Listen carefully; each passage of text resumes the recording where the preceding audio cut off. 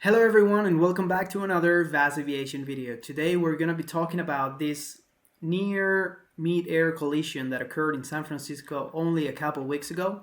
I'm going to be going through some of the details of the incident itself, also the radar scope and the audio clip that we're using. This is because after the very good feedback on the previous two videos that I posted on the San Diego crash, again 2 or 3 weeks ago only, the comments and the feedback on those two videos was very good. The vast majority of you liked the way I comment on things and the way I explain or the way I talk about it. So I decided to give it another shot, and let's talk about this one because this is a video that I'm very proud of because nobody in the world was talking about this incident until I brought this incident to YouTube. And this is because I had direct contact with one of the guys at San Francisco. He's not the guy that you hear on this audio, but he told me about it, and he said that, hey, this is not being treated like a incident or like a real dangerous issue. So of course I decided to work on it, and only a few hours after I post the video, media, TV news programs and other YouTube channels start talking about it. So as far as I bring attention to some safety matters of aviation, I'm happy with it, because it's because of these incidents and emergencies as well that we have to learn from, we have to study, and we have to investigate. We as a community, not we as just you and I, but the NTSB or the FAA or those authorities have to work on that and then give us the feedback, so we as pilots or controllers or the tag drivers or the operation vehicles or the handling agents, we all as an aviation community have to work on that so we can avoid these kind of incidents in the future, because eventually the incident will turn into an accident. So that's why, and I'm gonna be talking about it as well, and hope you like it. So that being said, and I'm not very good talking to the camera, but I will try again. Just you can see that the very first second of the video is audio uncut. So why is that? So I decided to leave the audio, just the original audio clip, without any addition, because two actual reasons. And one is so you can realize and you can appreciate how busy San Francisco airport is, and also how busy this controller was at the time. We'll talk about it just now, but just so you know, San Francisco has 4 runways, and they all the 4 runways were operating at that moment. And also, so I could synchronize both the radar scope and audio clip and leave it the original real time on both of them, so I don't have to accelerate or decelerate the radar animation to match the audio. So both of them are synchronized at the beginning, and then they're both real time, so I didn't have to edit, and you can see the real picture of the situation. At 11:52, wind 26021, runway 1 right, clear for takeoff. Right, clear for takeoff. Skywest 5273, wind 26021, runway 1 left, clear for takeoff. Takeoff 1 left, sir. So here you can see that United 1152 has been clear for takeoff on runway 1 right, and the SkyWest has been clear for takeoff on runway 1 left. You can see there right at the center of the image, there's 4 lines. Those are the 4 runways on San Francisco. At this precise moment, this guy, the tower controller, is working probably the busiest configuration in San Francisco ever. We have planes landing on both runways 28 left and right, and then we have planes departing on both runways 1 left and right. Also, if we have some big airplanes like Boeing 747 or Airbus A380, they are usually, I would say always, they are never able to depart off runways 1 left and right because they are shorter. So they request both 28 left or right. Those are longer runways. So we can depart 1 left, 1 right, and also 28 left, 28 right. And we are also landing 28 left and 28 right. So we're using all 4 runways, maximum capacity, and it's busy. So a few seconds down the video, we get to this point. If you want to watch the entire interaction yourself, just visit the original video that I have on the channel. Right now we're going to be talking about the important moments of the incident. So here are the first blinks on the radar scope for both United and SkyWest. Now I gotta say something about this, and it's this radar animation has been created using real ADS-B data. So it's not an animation that I create myself or manually. We have developed a program that we can import real ADS-B data that we receive from our fellow helpers on Airplanes.Live. So shout out to them as well. And thank you guys for your collaboration with VASAviation. So we receive the ADS-B data from them, and we import that data into our program, and our program just shows the radar scope animation, let's say, visualization. So at this moment, we have both airplanes coming on the radar. They are both rolling for takeoff on both runways. You can see the call sign, you can see the altitude, 000, that's the altitude in hundreds of feet. And we'll talk about that later. We can see the ground speed. For United is 15, which is 150 knots, and for SkyWest is 130 knots. And then the F and the G, that's the wake category for that airplane. United is an Airbus A320, and the SkyWest is a CRJ 200. Eclipse cross 1 left, hold short 1 right, San Francisco, 1 stop. San Francisco, good evening, getting at 179. Air India 179, heavy San Francisco Tower, reduce the final first speed, drop to hold the position with 25021 and make 28 left, clear land. More information on both airplanes. We have United crossing 500 feet now, 005 is 500 feet, and SkyWest 003. You can see United is a little bit ahead of SkyWest. They actually received the takeoff clearance earlier, so they're rolling just ahead and to the right of SkyWest. They're on both parallel runways, remember that. So at this point, you can see that United is crossing right ahead, right in front of SkyWest, and to the left, is turning to the left and crossing in front of SkyWest. United is, at this moment, crossing through 1,000 feet, and SkyWest is crossing at 700 feet. 5273, moving for traffic. We're maneuvering for traffic. SkyWest 5273, we're maneuvering for traffic. SkyWest 5273 is looking out the window and literally seeing United crossing right to left in front of them, just a few hundred feet above them. So they probably kick off the autopilot, take the joke manually, and fly visually with the airplane and maintaining visual separation to not crash into them.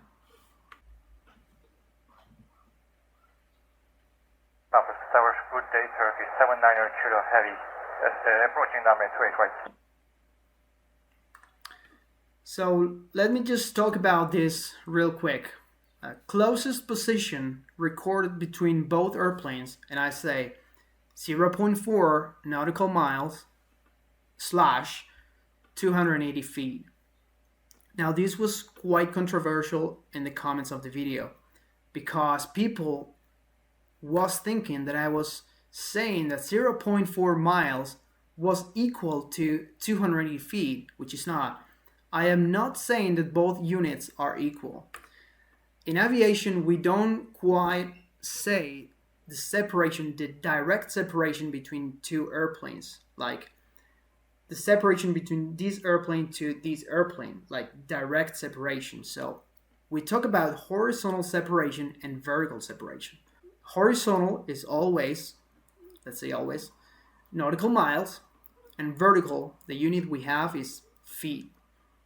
So they were separated horizontally by 0.4 nautical miles and vertically by 280 feet. If we have two parallel takeoffs, parallel takeoffs are very common everywhere in the world. It doesn't matter how far away both runways are separated, but parallel takeoffs are very common.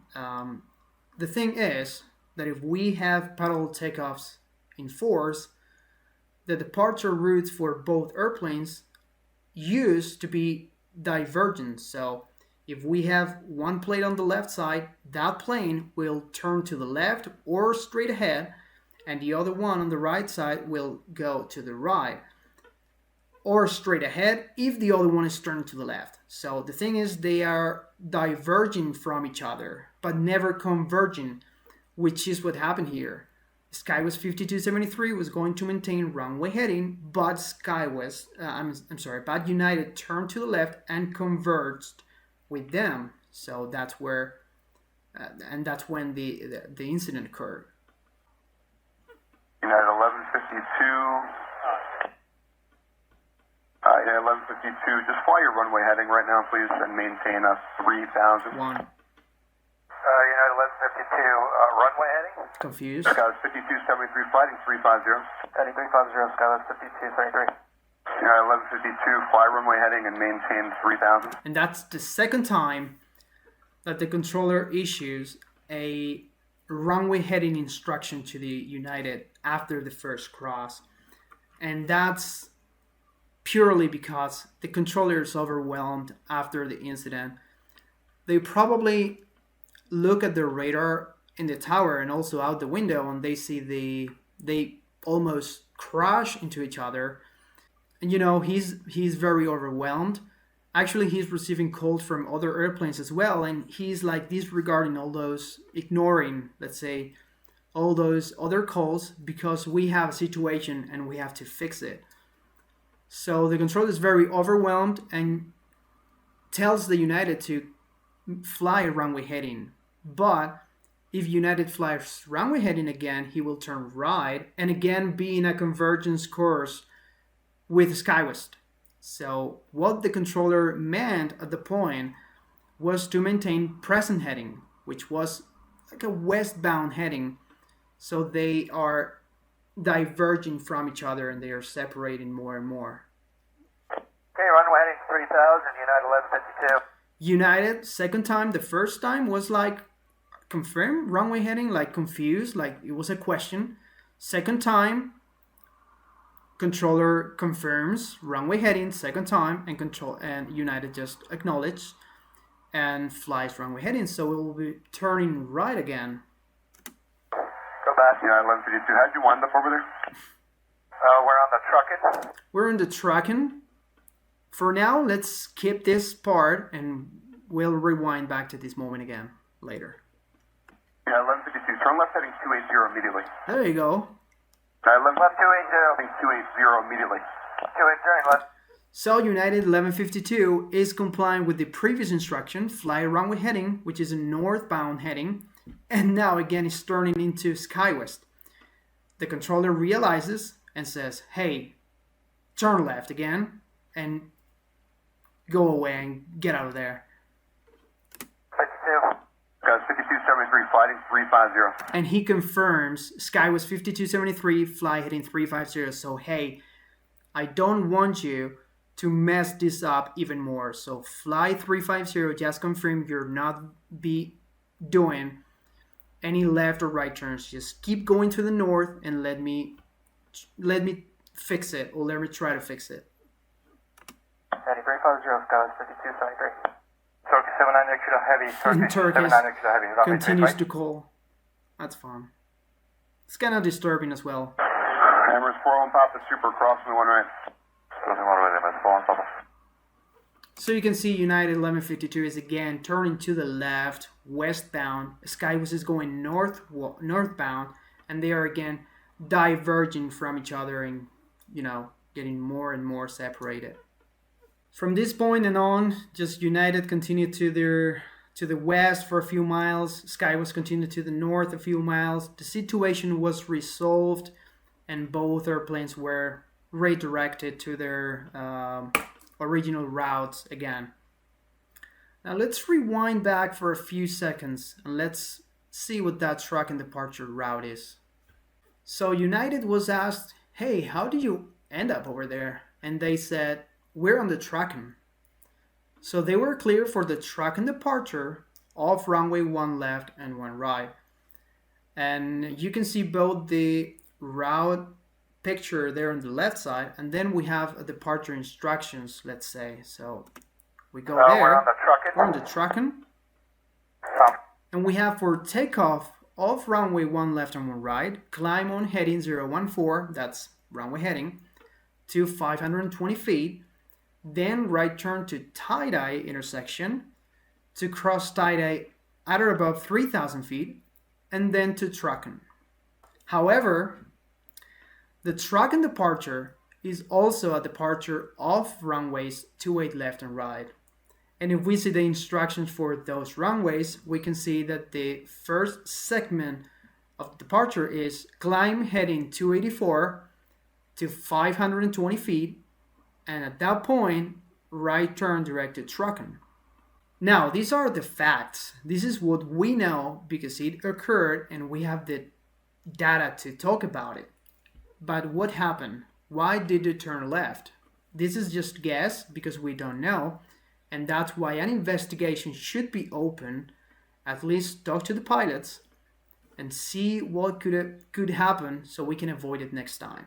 Or maybe we have to even modify the procedures in San Francisco, or modify this departure, or call tracking 1 for the routes going off 1 left and 1 right, and call another name tracking 28 for departures going off runway 28 left and 28 right, as we usually have in Europe.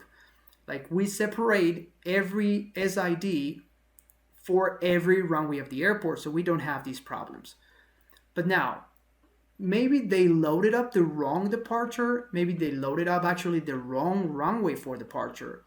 Because when you load up the FMC, the first segment to that 520 feet is actually, that 520 feet is actually going to be a waypoint on your route. If you load it up on the FMC, it's going to be a waypoint. At that point, the FMC will recognize, according to your altitude, will recognize that you are crossing 520 feet and send a signal to the navigation display that, hey, the next point is tie-dye. But what if they loaded up the departure for 28 left and 28 right?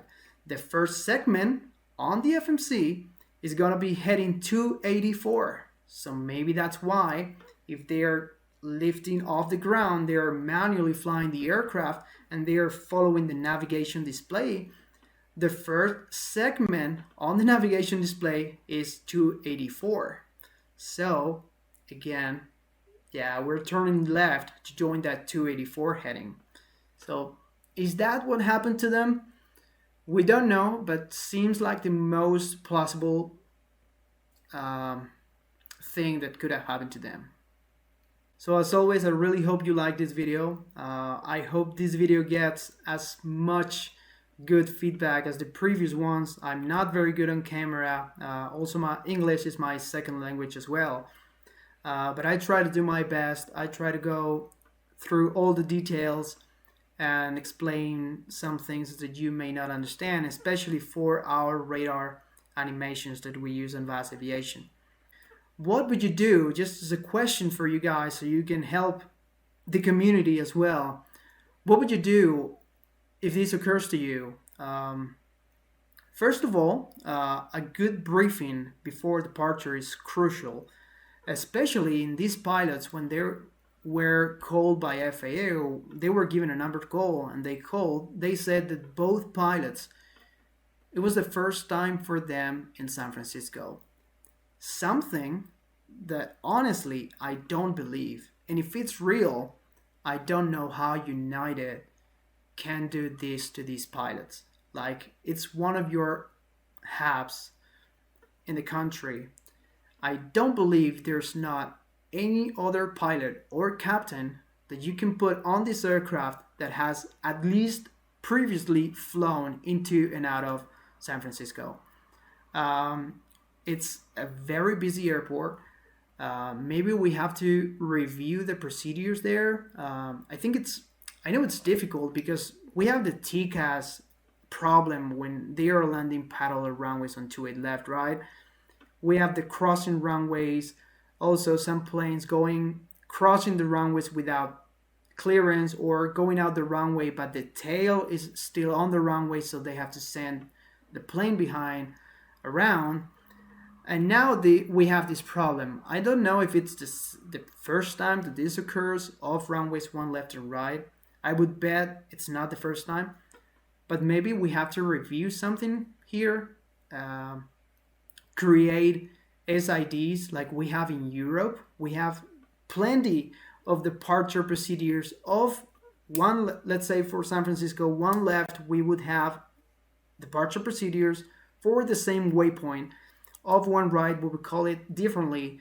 Of 28 left, we would call it differently. And of 28 right, we would name that departure differently as well. Maybe that's how we can maybe improve this problem if this was because of what we talked about. I don't know. I read you. I hope you leave your comment. Again, I hope this video gets very good feedback. I'm actually preparing more of these also inside my aircraft because I have some incidents ready to be published on the channel about Cessna citations, incidents and emergencies.